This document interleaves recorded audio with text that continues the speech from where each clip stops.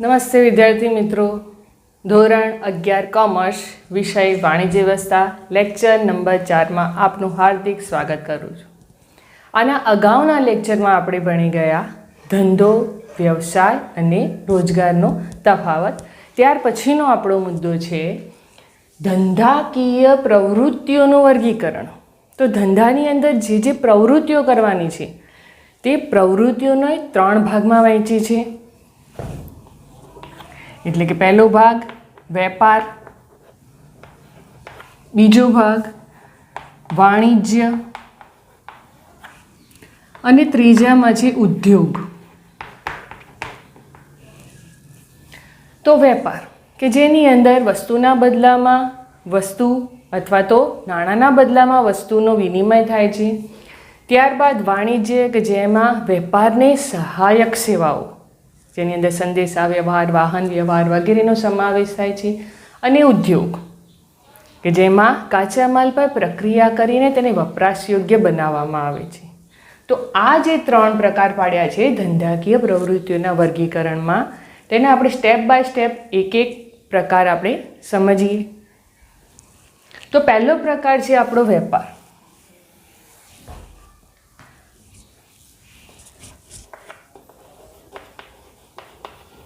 તો સૌ પ્રથમ વેપારનો અર્થ કે વેપાર કોને કહીશું? તો નફાના હેતુથી બે વ્યક્તિઓ વચ્ચે વસ્તુ કે સેવાના બદલામાં વસ્તુ કે સેવાનો કે નાણાંના બદલામાં વસ્તુ કે સેવાનો વિનિમય એટલે વેપાર. આપણે વ્યાખ્યા લખીએ.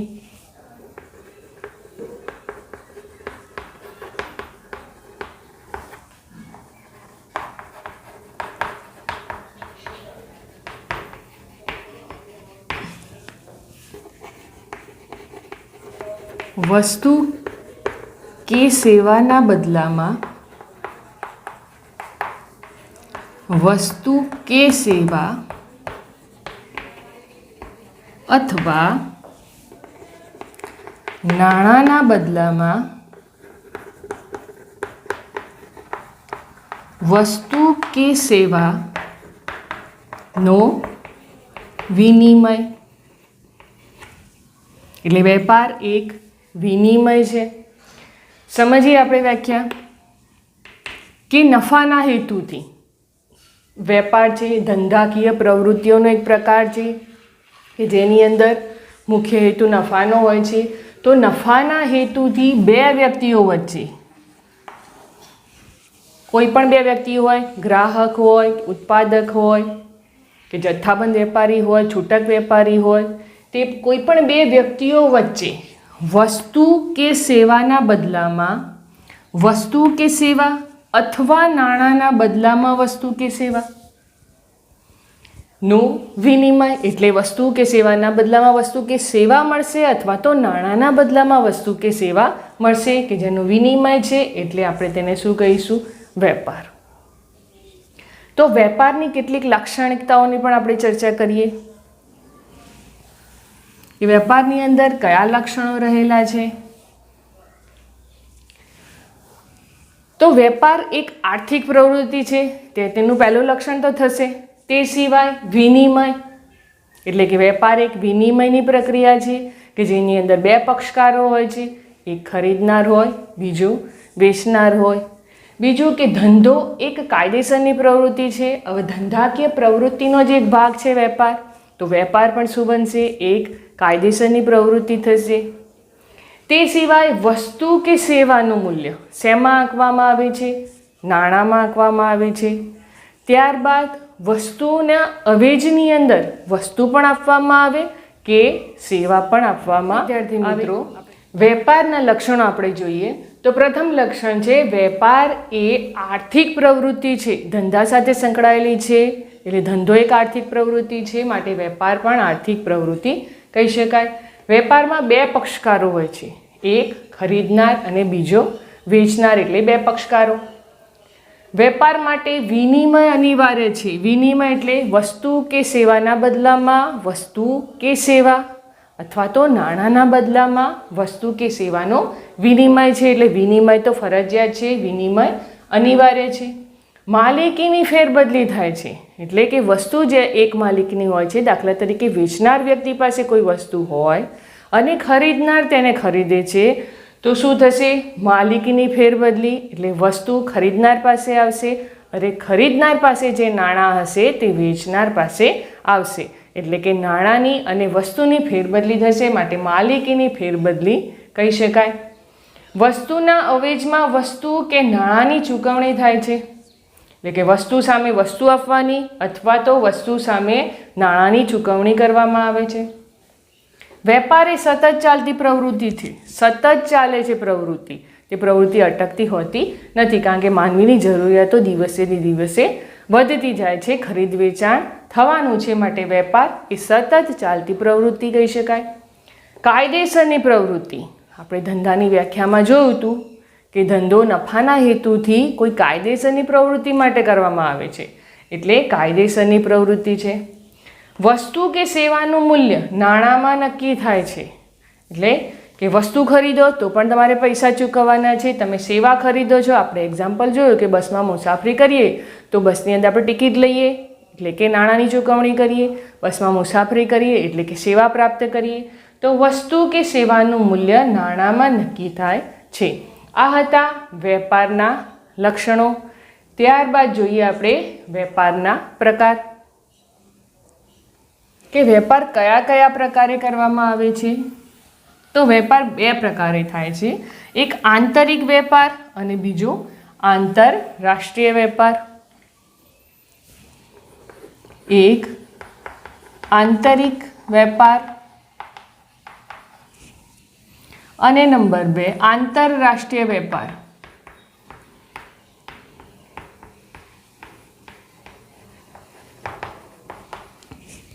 સૌપ્રથમ આપણે જોઈએ આંતરિક વેપાર. તો આંતરિક વેપાર કોને કહેવાય? તો દેશની સીમાઓની અંદર, દેશની સરહદની અંદર થતા વેપારને શું કહેવાશે? આંતરિક વેપાર. અંદર અંદરનો વેપાર, દેશની અંદર જુદા જુદા રાજ્યો વચ્ચે જે વસ્તુની લેવેચ કરવામાં આવતી હોય છે તેને કહેવાય આંતરિક વેપાર. દાખલા તરીકે આપણે અમદાવાદથી કોઈ વસ્તુ પાલનપુર લાવીએ તો એ આંતરિક વેપાર કહેવાશે. કાશ્મીરથી કોઈ વસ્તુ કલકત્તા લઈ જઈએ તો પણ તે આંતરિક વેપાર કહેવાશે, કારણ કે દેશની સરહદની અંદર થતો વેપાર.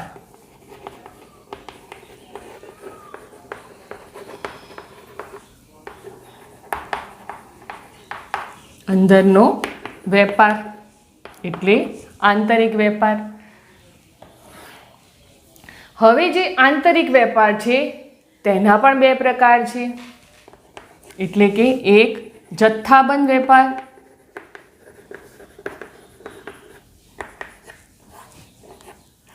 અને નંબર 2 છૂટક વેપાર. પહેલું જથ્થાબંધ વેપાર. તો આંતરિક વેપારની અંદર જથ્થાબંધ વેપાર. તો જથ્થાબંધ વેપાર કરનાર વેપારી ખરીદશે કોના પાસેથી? ઉત્પાદક પાસેથી, કે જે વસ્તુનું ઉત્પાદન કરે છે. ઉત્પાદક પાસેથી તે વસ્તુ ખરીદશે અને છૂટક વેપારીને વેચશે. એટલે જથ્થાબંધ વેપારી એ ઉત્પાદક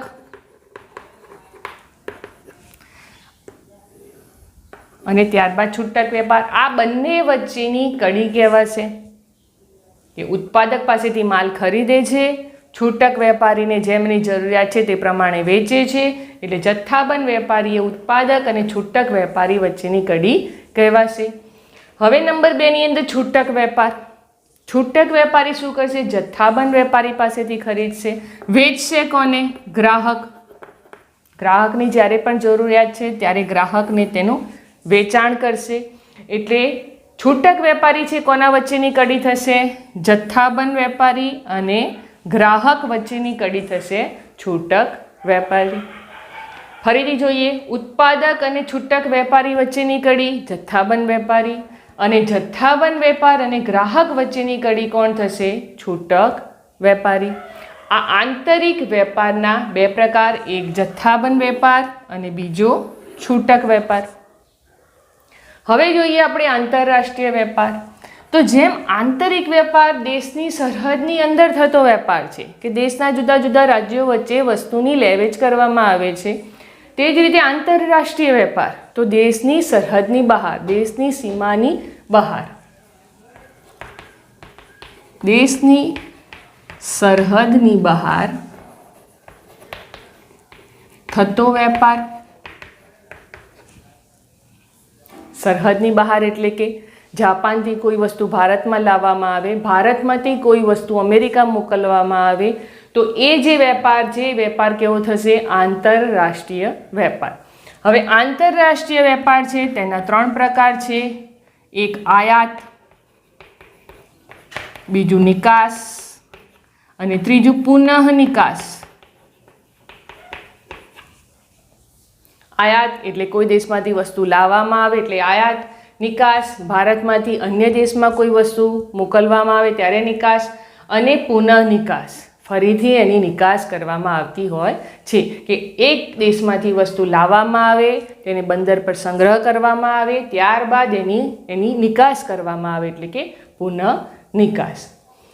તો વેપારના 2 પ્રકાર, આંતરિક વેપાર, આંતરરાષ્ટ્રીય વેપાર.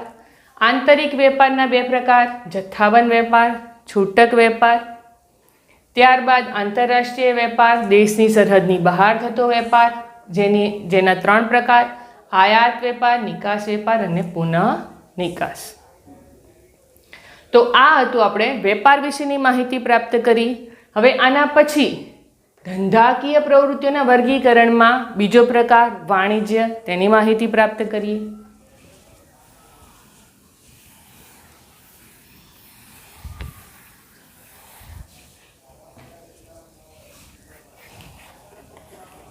તો વાણિજ્યની અંદર વિવિધ સેવાઓનો સમાવેશ થાય છે. સંદેશા વ્યવહાર, વાહન વ્યવહાર, વીમો, બેંક, આડતિયા, વખાર, જે તમામ સેવાઓ છે તે સેવાઓનો સમાવેશ થાય છે. એટલે વાણિજ્યની વ્યાખ્યા શું બનશે? કે વેપાર અને વેપારને સહાયક સેવાઓ.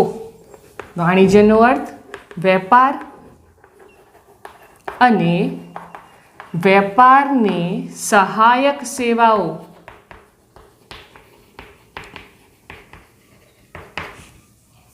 વાણિજ્ય એક પ્રકારનો વેપાર જ છે અને વેપારની અંદર શેની જરૂર પડે છે? વાણિજ્યની, એટલે કે સહાયક સેવાઓની, કે સેવાઓની અંદર સમાવેશ થશે સંદેશા વ્યવહાર,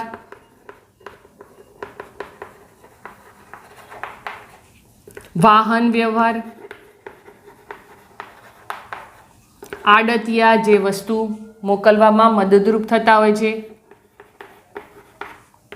વખાર કે જેની અંદર માલનો સંગ્રહ કરવામાં આવતો હોય છે, વીમો કે વસ્તુ એક જગ્યાએથી બીજી જગ્યાએ મોકલતી વખતે તે દરિયાઈ માર્ગે મોકલીએ તો ત્યાં ચાંચિયાઓ હોય કે જે લૂંટફાટ કરે, રસ્તા દ્વારા મોકલીએ તો રસ્તા માર્ગે પણ એની લૂંટફાટ થાય, આગ અકસ્માત થાય, તો એ વખતે વીમો લીધો હોય તો એકમને ફાયદો થાય છે કે વીમાના પૈસા પ્રાપ્ત થાય છે. ત્યારબાદ બેંક કે તમામ પ્રકારનું નાણું વ્યક્તિ પાસે હોતું નથી, ધંધાકીય એકમ પાસે પૂરતા પૈસા હોતા નથી, તો તે સમયે બેંકની અંદર પૈસા મૂકી પણ શકે છે, બેંક પાસેથી સહાય પ્રાપ્ત પણ કરી શકે છે. એટલે વાણિજ્ય શું બનશે? વેપાર અને વેપારને સહાયક સેવાઓ, કે આ જે સેવાઓ છે એ વેપાર માટે ઉપયોગી છે.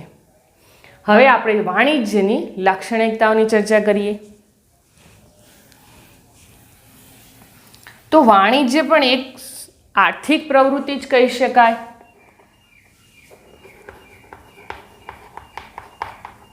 તો વિદ્યાર્થી મિત્રો, વાણિજ્યના લક્ષણો. પહેલું લક્ષણ કે વાણિજ્ય એક આર્થિક પ્રવૃત્તિ છે કે જેની અંદર નફાને મહત્વ આપવામાં આવે છે. વાણિજ્ય શબ્દમાં વેપારનો સમાવેશ થાય છે કે વેપાર અને વેપારને સહાયક સેવાઓ, એટલે કે વેપારનો સમાવેશ થઈ જાય છે વાણિજ્ય શબ્દમાં. સહાયક સેવાઓનો પણ સમાવેશ થાય છે. સહાયક સેવાઓમાં આપણે લઈએ તો વીમો, વખાર, બેંક, આડતિયા, સંદેશા વ્યવહાર, વાહન વ્યવહાર, તમામ પ્રકારની સેવાઓનો સમાવેશ થાય છે.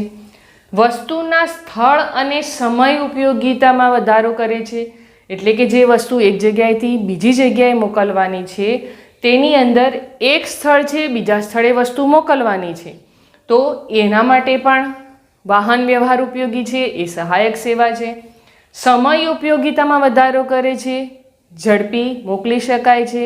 દાખલા તરીકે એક દેશમાંથી બીજા દેશમાં વસ્તુ મોકલવાની હોય તો કાં તો દરિયાઈ માર્ગ હોય, કાં તો ઝડપથી મોકલવી હોય તો એની અંદર વિમાન દ્વારા પણ મોકલી શકાય છે, એટલે કે હવાઈ વાહન વ્યવહાર દ્વારા પણ મોકલી શકાય છે. એટલે કે વસ્તુના સ્થળ અને સમય ઉપયોગિતામાં વધારો કરે છે. યોગ્ય સમયે વસ્તુ યોગ્ય સ્થળ પર પહોંચાડી શકાય છે. સહાયક સેવાઓનું સાતત્ય. સહાયક જે સેવાઓ છે ખૂબ જ ઉપયોગી સાબિત થાય છે.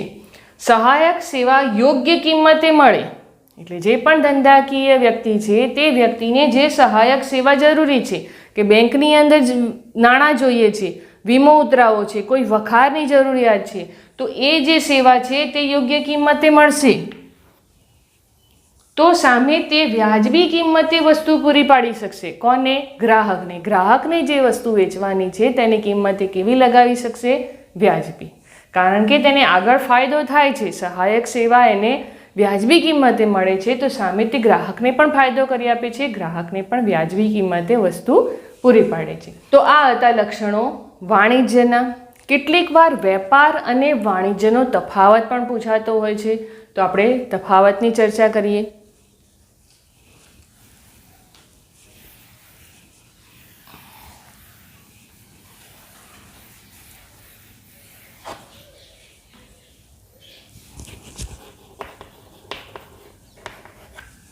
વેપાર અને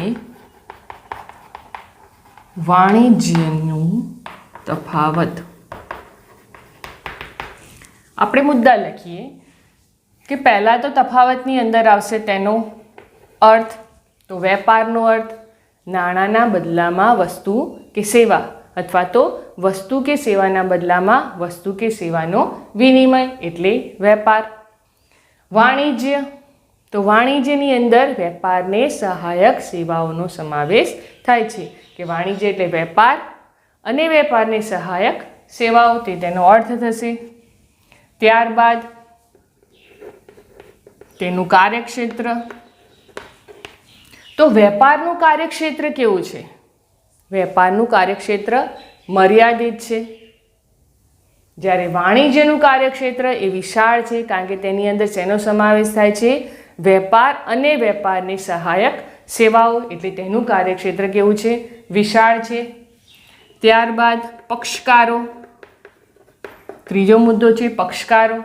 તો પક્ષકાર તો બંનેની અંદર બે જ પક્ષકારો આવે છે, પરંતુ એ જે પક્ષકારો છે એટલે કે વેપાર માટેના જે પક્ષકારો છે એ પક્ષકારો નજીકનું સ્થળ હોય છે, એકબીજાને જાણતા હોય છે, ઓળખતા હોય છે અને વસ્તુ કે સેવાનો વિનિમય કરતા હોય છે. જ્યારે વાણિજ્યનું કાર્યક્ષેત્ર વિશાળ છે તો તેની અંદર જે પણ પક્ષકારો છે તે પક્ષકારો કેટલીક વાર એકબીજાને જાણતા પણ હોતા નથી. જે એક સ્થળેથી બીજે સ્થળે વસ્તુ મોકલવાની છે તેનું અંતર પણ વધારે હોય છે, એટલે તેની અંદર જે વેપાર કરવામાં આવે છે તે વેપાર વિશાળ પ્રમાણમાં કરવામાં આવે છે. પક્ષકારો એકબીજાથી અજાણ પણ હોઈ શકે. તો આ તેની તુલના છે, કેટલીક વાર 2 માર્ક્સના પ્રશ્નમાં પણ પૂછાય છે. હવે આપણે જોઈએ ધંધાકીય પ્રવૃત્તિનો ત્રીજો પ્રકાર, ઉદ્યોગ.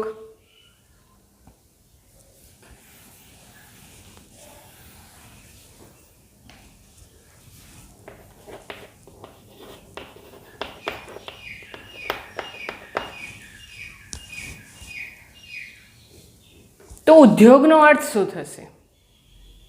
ઉદ્યોગ એટલે કે કોઈ પણ એકમ કે જ્યાં આગળ કાચા માલ પર પ્રક્રિયા કરવામાં આવે. માટે તેનો અર્થ શું થશે? કે માનવીની જરૂરિયાતો પૂર્ણ કરવા કાચા માલ પર યોગ્ય પ્રક્રિયા દ્વારા ઉત્પાદન કરી તૃષ્ટિગુણ ઉમેરવો એટલે ઉદ્યોગ.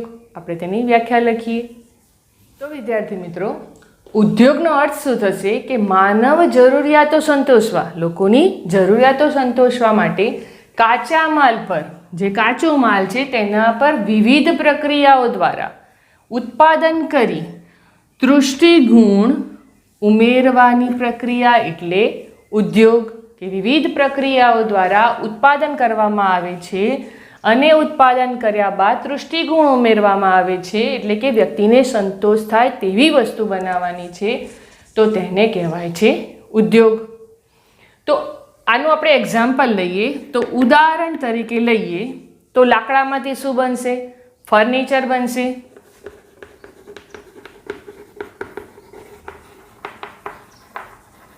ફર્નિચર. ત્યારબાદ રૂમાંથી કાપડ.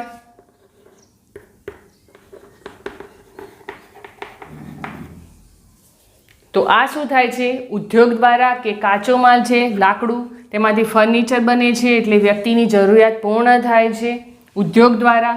રૂ છે એ પણ કાચો માલ છે, તેનું તૈયાર માલમાં એટલે કાપડમાં રૂપાંતર થાય છે, તે માટે શેની જરૂર પડે છે?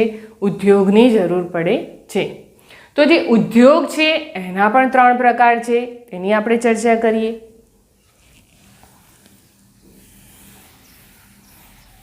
તો ઉદ્યોગના 3 પ્રકાર છે. એક પ્રાથમિક ઉદ્યોગ, એક ગૌણ અને આનુષંગિક ઉદ્યોગ. નંબર 1 પ્રાથમિક ઉદ્યોગ,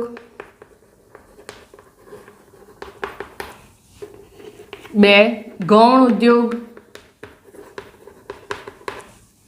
અને 3 આનુષંગિક ઉદ્યોગ.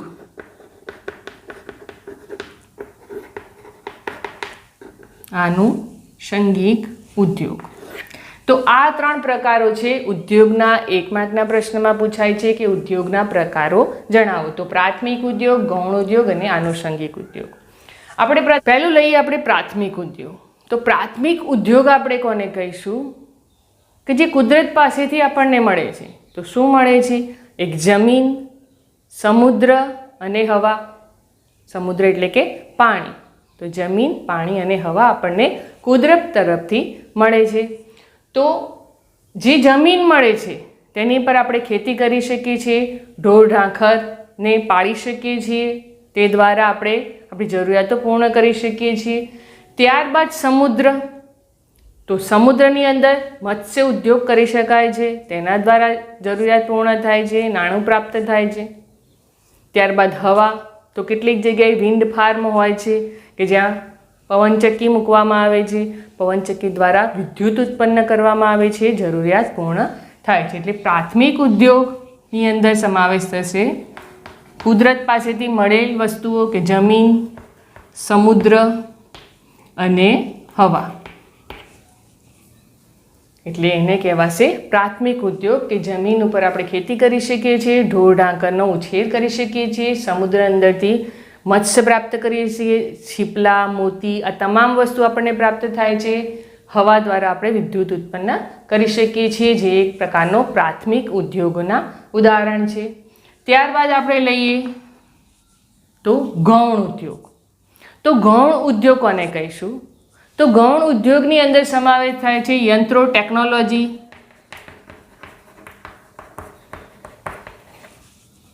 યંત્રનો ઉપયોગ કરવાનો છે, ટેકનોલોજીનો ઉપયોગ કરવાનો છે અને જે કુદરત પાસેથી આપણને મળે છે, કાચો માલ જે મળે છે એના પર પ્રોસેસ કરી તેને ગ્રાહકને જરૂરિયાત છે એ પ્રમાણે બનાવવાનો છે. એટલે એની જરૂરિયાત પૂર્ણ કરવાની છે, જે શું કહેવાશે? ગૌણ ઉદ્યોગ. તો ગૌણ ઉદ્યોગની અંદર શેનો સમાવેશ થશે? એક સ્ટીલ ઉદ્યોગ હોય, રંગ રસાયણ ઉદ્યોગ હોય. તો આવા જે ઉદ્યોગો છે તે કેવા ઉદ્યોગો કહેવાશે? ગૌણ ઉદ્યોગો કહેવાશે કે જેની અંદર યંત્રો અને ટેકનોલોજીનો ઉપયોગ કરવામાં આવે છે અને ગ્રાહકને વપરાશ યોગ્ય વસ્તુ બનાવવામાં આવે છે.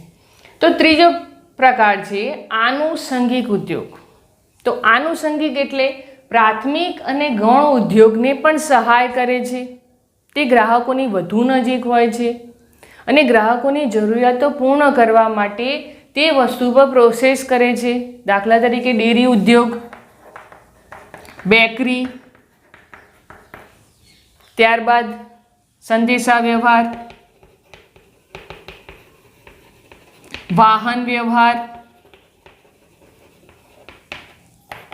વીમો. આ તમામ જે વાણિજ્યની સેવાઓ છે તે સેવાઓનો પણ આનુષંગિક ઉદ્યોગની અંદર સમાવેશ થાય છે. કે ડેરી ઉદ્યોગ, તો ડેરીની અંદરથી દૂધની જુદી જુદી બનાવટો બનાવવામાં આવે છે. બેકરી, તો જે બેકરીની અંદર પણ બિસ્કિટની જુદી જુદી બનાવટો બનાવવામાં આવે છે. તો આપણે એક ઉદાહરણ લઈએ કે જેની અંદર પ્રાથમિક, ગૌણ અને આનુષંગિક ઉદ્યોગનો સમાવેશ થઈ જતો હોય. તો આપણે લઈએ ઘઉંની ખેતી. ઘઉંની ખેતી ક્યાં? જમીન ઉપર થશે, એટલે એક પ્રાથમિક ઉદ્યોગ થયો. ત્યારબાદ ઘઉંમાંથી લોટ તૈયાર થશે, એટલે એની પર શું થયું? પ્રોસેસ થઈ, મશીનરીનો ઉપયોગ થયો, તો ગૌણ ઉદ્યોગ એટલે બીજો પ્રકાર. અને એ જે લોટ છે, તો લોટમાંથી શું બનાવવાનું છે? બિસ્કિટ, બ્રેડ, પાઉં. તો એ થયો ત્રીજો પ્રકાર, જે આનુષંગિક ઉદ્યોગ છે. ફરીથી સમજીએ કે ઘઉંની ખેતી કરીએ છીએ આપણે, તો એ પ્રાથમિક ઉદ્યોગ છે, જમીન પર એની વાવણી થશે. ઘઉંમાંથી લોટ બને છે, જેની અંદર મશીનરીનો ઉપયોગ થશે, એટલે ગૌણ ઉદ્યોગ. હવે લોટમાંથી અન્ય બનાવટો, બિસ્કિટ, બ્રેડ, પાઉં, તો એ આનુષંગિક ઉદ્યોગનું ઉદાહરણ કહી શકાય. તો આપણે ધંધાકીય પ્રવૃત્તિઓનું વર્ગીકરણ 3 પ્રકારે કર્યું. એક વેપાર, બીજું વાણિજ્ય અને ત્રીજું ઉદ્યોગ.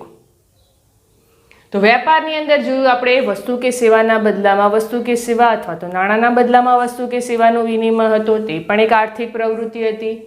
વાણિજ્ય, વેપાર અને વેપારની સહાયક સેવાઓ, એ પણ એક આર્થિક પ્રવૃત્તિ. ત્યારબાદ બંનેનો તફાવત આપણે જોયો.